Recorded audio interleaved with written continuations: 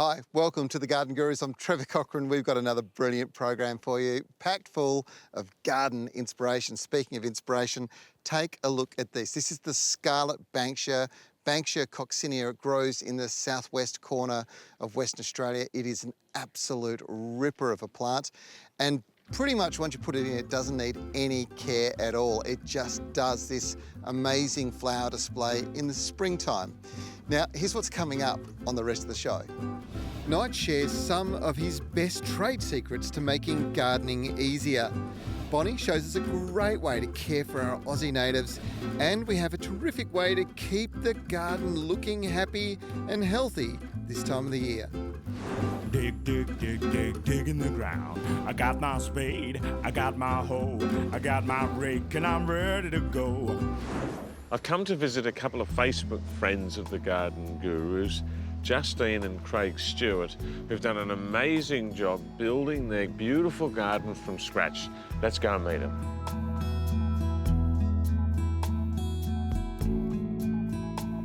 So guys, congratulations on building this amazing garden. What was it like when you started? It was just sand, completely flat, and there was nothing at all. And was there much planning that went into it? There was quite a bit of planning. There was many glasses of wine and sketches and visualising and coming out and seeing if it would all work. Now this pond is epic, I love it. How did you go about building that? Once we designed it up, we came and marked it out, and we had a little bobcat come in and remove the bulk of the material. Then we just basically dug in 600 by 600 slabs to form the walls. Then a pond liner, put that in, backfilled, and started filling her up. I've seen there's plenty of fish in there. At the moment, we've got 100 rainbow trout and 80 silver perch, and we've got a few koi and shabunkins in there. They're our decoys for the birds that come and forage. Now, your garden is fabulous. How'd you go about fertilising? Well, we've got the chickens, so we use the chicken manure, but we also use the fish manure. And do you use that on all of the plants? Mostly. The fish manure is pretty gentle on most plants, but with the difference with the fruit trees, the veggies, the lawn, you know, it's a bit of trial and error. We're not really sure what's the best. Well, I might be able to help you there. That'd be wonderful. A lot of the plants here need a bit more than the chook manure and the waste from the pond and the fish, and that's certainly the case with this finger lime. They're a beautiful fruit. It is flowering, but the leaves are really quite yellow, and that comes down to a lack of iron and magnesium, and that's what you find in the Osmocote citrus. It's packed full of all the good gear, including iron and magnesium, and they're the trace elements that will transform these leaves. And it's a simple process. We just sprinkle around the base, and over time, those nutrients will be slowly released into the soil. The leaves will go green and the fruit will be sensational.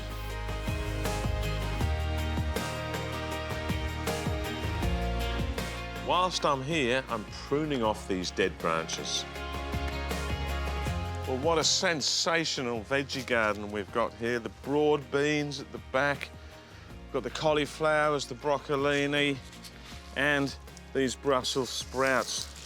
And the veggie formula is perfect for these. It's got a bit of an organic base. It's got high iron, plus a bit of extra potassium for the tomatoes. A light sprinkling will keep these guys going, and you'll get beautiful produce. There are a few different formulas in the Osmocote range suited to all plant types. The other thing you get with Osmocote is the wetting agent, which is really important. You save water and the plants get the water where they need it. And being slow release means that they get food as they need it rather than one big dump of fertiliser, which leads to leaching through the soil, which is no good for the environment. Probably the most common question I get asked this time of the year is, can I plant out spring flowering bulbs? And the answer, of course, is no. You plant them out in the autumn. What you do this time of the year is actually sit back and enjoy them. Now's a great time to plan ahead, but firstly, what can you do to enhance your current flowering performance? Well, something simple like adding a gentle splash of liquid fertiliser.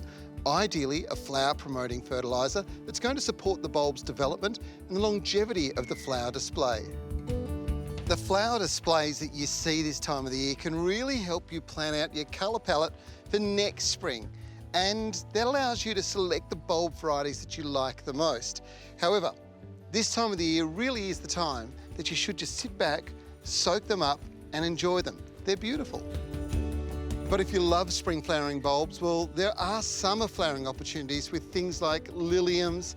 There are many different varieties of those, calla lilies, and one of my favourites, dahlias. The best place to buy these kinds of bulbs, well, it's probably going to come from a good garden centre or online with leaders like Garden Express, who deliver direct to your doorstep.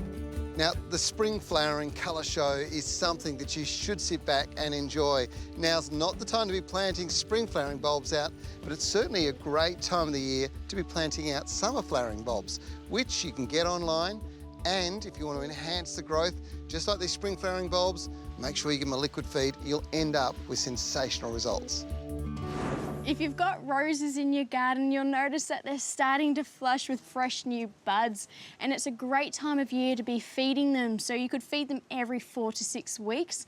And with warmer weather, it does mean pests, so aphids could be around. Keep a watch out. This week, we are talking about a plant that has got the best celebrity endorsement from one of the world's best-known women in history. She was so famous for her beauty and intellect and her love affair, not with just one, but two of the great Roman leaders, Mark Antony and Julius Caesar. It's Cleopatra.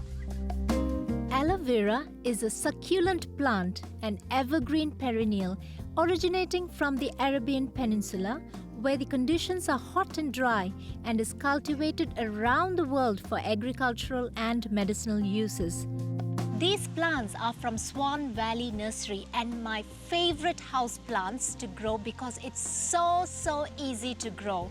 When you have one, pretty much the only way to kill it is by overwatering it. The plants reproduce enthusiastically by sending out shoots from their roots called pups, and these cute little baby plants can be pulled up and replanted. This is the outer rind of the plant. Then you have the yellow sap that contains aloe in. Do not consume this because it has got laxative properties.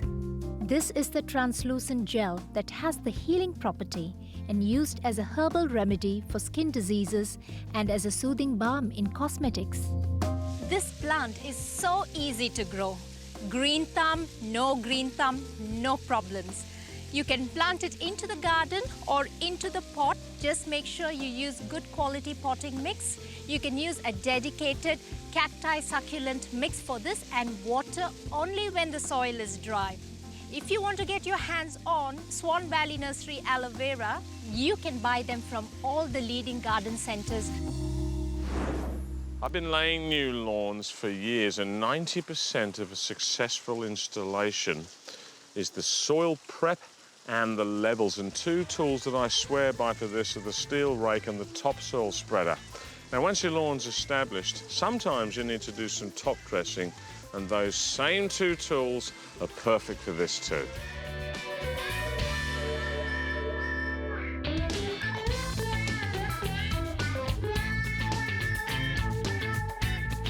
Your rake needs to be strong enough to handle heavy-duty raking action, so always go for quality. Weak, cheap and nasty rakes will break, and you'll end up spending more money replacing them. When you're moving a fair amount of soil around or raking rocks and debris, the rake is under a fair bit of pressure, which is why you need a good quality, strong rake, and that's exactly what this is. The head is one piece of steel. It's got the 90-degree bend here for extra strength and really thick tines to get the job done. Plus the handle, solid hardwood and lacquered. And it's just a great all-round landscaping rake. Plus, it comes with a lifetime guarantee, which means that when I'm leaning on it, which is most of the time, it shouldn't break. Turning the rake over helps fine-tune the soil, but for something even better for this, there's the topsoil spreader. This is a beautiful tool for really tweaking the levels to bowling green perfection. Now the trick is to get down nice and low and just let it glide over the surface, fine-tuning and spreading as it goes, and you get a wonderful result. It really is a joy to use, look at that. It's a quality unit. I've got one that I still use that's over 20 years old. Like the rake, it's made from really good quality materials. You've got the Aussie hardwood lacquered handle, which is a little bit longer, handy for those long-reaching strokes. And then the head is made from galvanized, rust-resistant steel, which means it's just gonna last. Top dressing is sometimes needed for filling in low spots, but also it's a great way to feed your lawn with organic materials and microbes.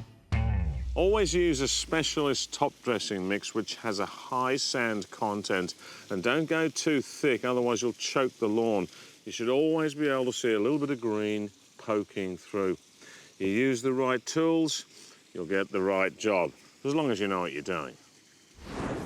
Now, if you love pinks, this is the perfect time of the year to be seeing them. And this Kunzia porcifolia and the plumed feather flower, the Verticordia plumosa, are two sensational plants to put into gardens that are incredibly dry. In fact, these guys come from the Midwest of Western Australia, and they do exceptionally well in quite dry conditions. And if you're in a drought-affected area in Oz, now's probably the time to be thinking about putting these kinds of plants in, because we know that our climate is changing.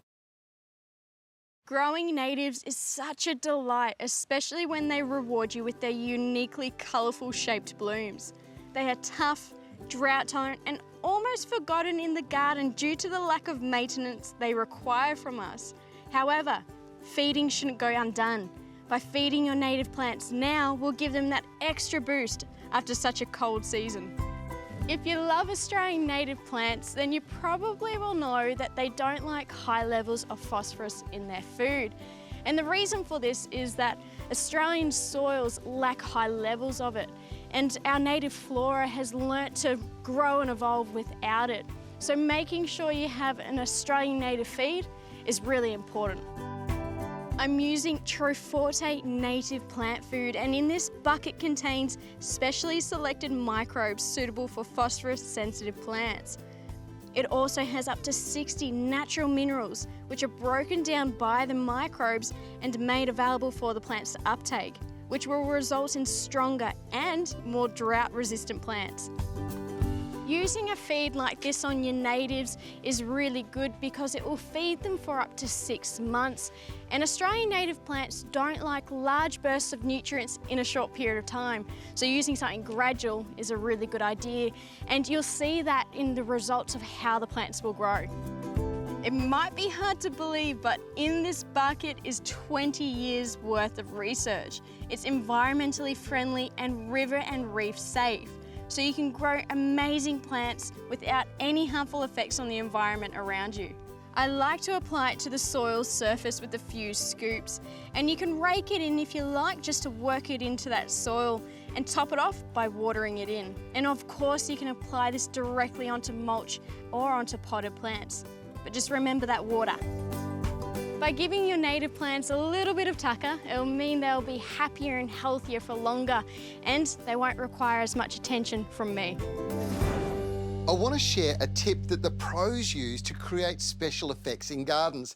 Now, designers are always trying to create garden rooms, and this particular area, this pergola area, is absolutely sensational, except it opens out to the rest of the garden. Now, what I could do is I could plant maybe some shrubs across here, put some shade cloth across, but I've got a far better screening option that's easy to do. In fact, you could do it this weekend. Let me show you how. These landscaper screens come in two popular colours, charcoal and sandstone, which matches the render of my house and the colour of the deck. So I'm sure I've found the best option. The panels themselves come in an 1800mm by 900mm wide size. They're galvanised steel, laser cut, and they have this contemporary all-weather matte finish. You've got several options for placement and mounting as well. Wow, look at that finish. This is sensational, and it matches the render of the house, the colour of the deck, and creates this wonderful screen. Best of all, this is going to create a wonderful enclosed area, which is just what I wanted to achieve. This will take you 1 hour, a quick trip down to your local Bunnings store, come back, set it up, it's done. How good does that look?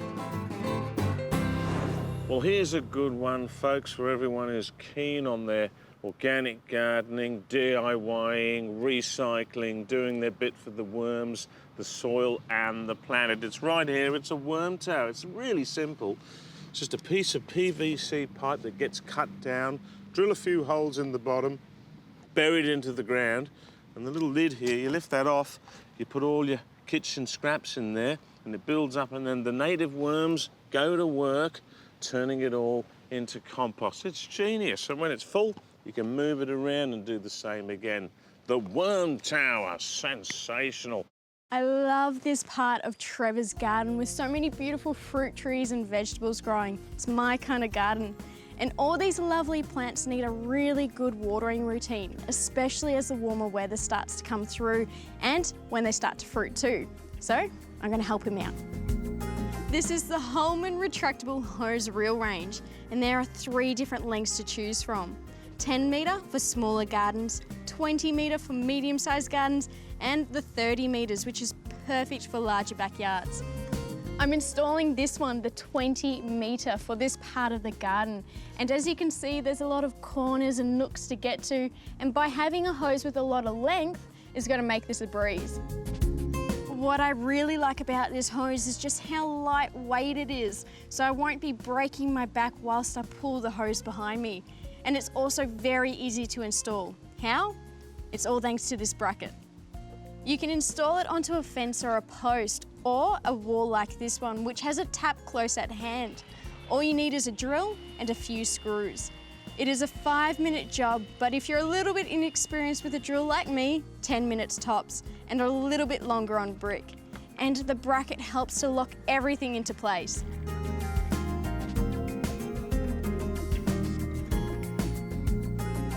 How easy is that? It's a 12mm premium hose, and I won't have to worry about it ending up in a tangle or in a mess because it's anti-kink proof too.